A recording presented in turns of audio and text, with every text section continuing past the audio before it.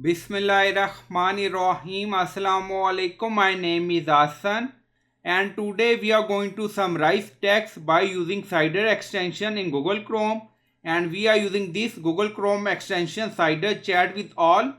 So we are going to summarize text. So you can select text like this. So we select it.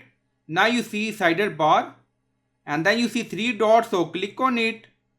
Now you see multiple option and then you see summarize. Also you see Cider Fusion. If you want you can change model. Now select. Now you see GPT-5, Gemini. You see multiple option Grok, Gemini 2.5 Pro. So you can select according to requirement.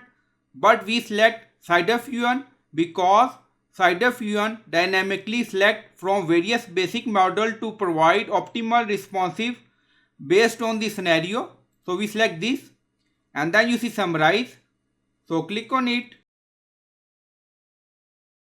So we summarize this text by using Cider Google Chrome extension.